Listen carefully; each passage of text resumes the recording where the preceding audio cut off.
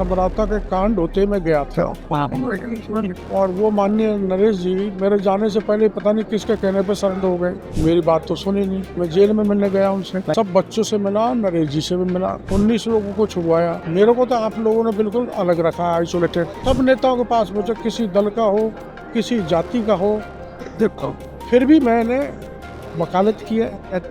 समरौता कांड में मैंने हिंसा को रोका है, लेकिन जब आप मेरे को जात बाहर कर दें तो मेरे को, मैं क्या करूं, इसका कोई जवाब मेरे पास है। उन्होंने जो जो गलतियां 5 साल तक की, मैंने एक मुद्दा नहीं छोड़ा। क्या परिणाम है? 56 सब इंस्पेक्टर थाने में जल जीवन मिशन के घोटाले का मंत्री महेश जोशी जेल में चला गया। नकली खाद, नकली बीज, नकली पेस्टिसाइड, जो भी नकली है उस नकलचियों को मैं खत्म कर दूँ, और जिन्होंने किसानों को धोखा दिया है उनको जेल के शिक्षों की हवा खानी ही पड़े। आप जब से देख रहे हो मैं यही, चाहे कृषि फसल बीमा योजना हो, कृषक साथी योजना हो, और राजस्थान सरकार की जो योजना है वो हो, केंद्र की योजना हो, किसानों को किस किस मामले में सब्सिडी दी जा रही है, उस सब्सिडी लेने की प्रक्रिया क्या है, कैसे फ़ायदा उठाया जा सकता है, ऐसे केंद्र और राज्य की जो योजना है उनके बारे में 3 घंटे से डिस्कशन चल रहा है। लोग अपना सवाल जवाब भी कर रहे हैं, हम उसका उत्तर भी दे रहे हैं, और ऐसे सवाल भी आ रहे हैं जिनका हमारे स्तर पर हम उसमें परिवर्तन कर सकते हैं। तो ऐसे भी हैं जिनका फसल बीमा का क्लेम नहीं मिला।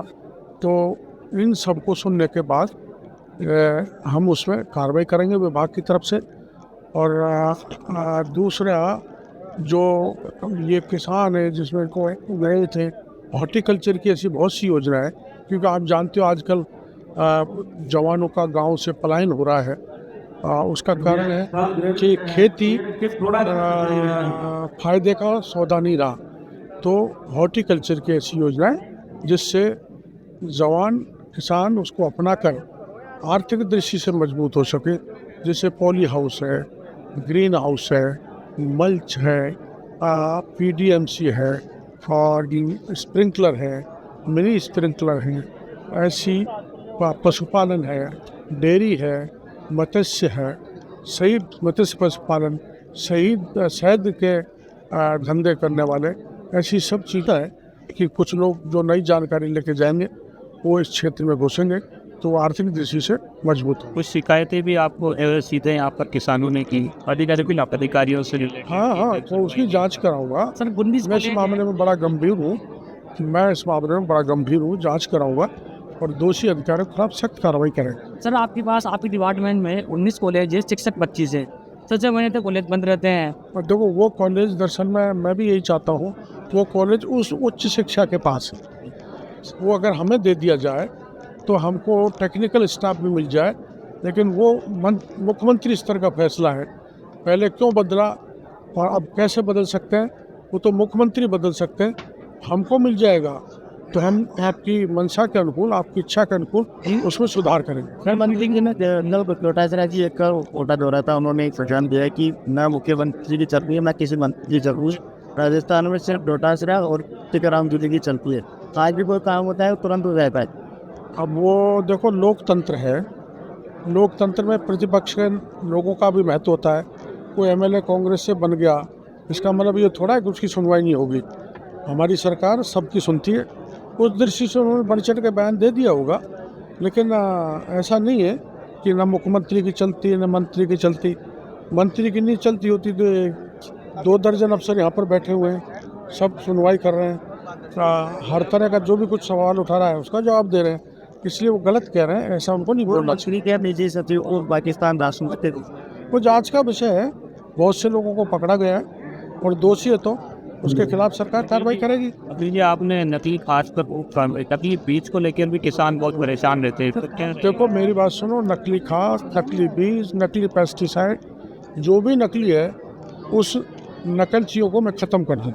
या 2-4 महीने में पूरी तरह से कार्रवाइयाँ होंगी, लगातार कार्रवाइयाँ होंगी। वो जो किशनगढ़ में पकड़े हैं उसमें 10 FIR होंगी, उनको सील कर दिया गया, उनके सैंपल ले लिए गए, उनकी जांच कराई जाएगी और इन सबको नष्ट कराया जाएगा और जिन्होंने किसानों को धोखा दिया है उनको जेल के शिक्षकों की हवा खानी ही पड़े।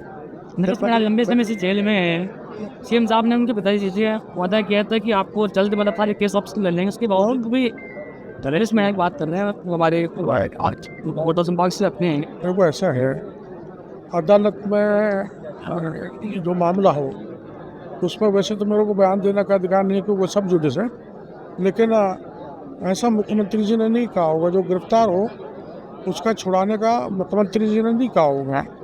कहा है तो वो जो मिलने गए थे एक बार दोबारा मुख्यमंत्री जी से मिले और उनको बताया आपने वादा किया है तो दोबारा उनको ध्यान दिलाओ, अगर वो मदद कर सकते हैं तो बड़ी अच्छी बात। उन्नील साहब भी कहते हैं कि सम्राट ऑफ कांड में जो पीड़ित थे उनको पूरा मुआवजा नहीं दिया, जो जबकि उनसे वादा किया था कि आप मुआवजा देंगे। देखो ऐसा है, समराता के कांड होते मैं गया था और वो माननीय नरेश जी मेरे जाने से पहले पता नहीं किसके कहने पे सरेंडर हो गए। मेरी बात तो सुनी नहीं, फिर भी मैंने उसने राजनीति की, राजनीति नहीं की। मैं जेल में मिलने गया उनसे, सब बच्चों से मिला, नरेश जी से भी मिला, दुख तकलीफ क्या है। 19 लोगों को छुड़वाया, बाकी लोग अदालत से छूट गए। अब इसमें उनके पिताजी आप जैसे छात्र नेता हैं जो आंदोलनरत थे, मेरे को तो किसी ने कोई चीज़ बताई नहीं। मेरे को तो आप लोगों ने बिल्कुल अलग रखा, आइसोलेटेड। आप सब नेताओं के पास पहुँचे, किसी दल का हो किसी जाति का हो, देखो फिर भी मैंने वकालत की है। पुलिस समरावता कांड में मैंने हिंसा को रोका है, जेल में मिला हूँ और आप जैसे कहोगे वैसे मैं तैयार हूँ मंत्री से मिलना, मुख्यमंत्री से मिलना, लेकिन जब आप मेरे को जात बाहर कर दें तो मेरे को मैं क्या करूँ, इसका कोई जवाब मेरे पास है नहीं। बजरी का मामला, फसली बीमा बिल्कुल कमाई की योजना रह गई। बजरी का जो मामला है बिशल कुछ लाभ निकालने का वो आपने कहा था, वो यही बोला कि अभी तक इस पर कोई कार्रवाई नहीं हुई ना संघर्ष। तो उनकी चलती है तो ऐसा उन्होंने क्यों कहा वो कह रहे हैं हमारी ही चलती है तो बंद करवाएं। नहीं, वो यूँ कह रहे थे कि गरोड़ी लाल जी ने बताया तो था लेकिन वापस जो है और बैक फुट खा गए। मैं कहाँ बैक फुट पे, मैं तो फ्रंट फुट पे हूँ, कोटा में आ गया। और मैं सड़क पर उतर के आंदोलन नहीं कर सकता, ये उनकी जिम्मेदारी है।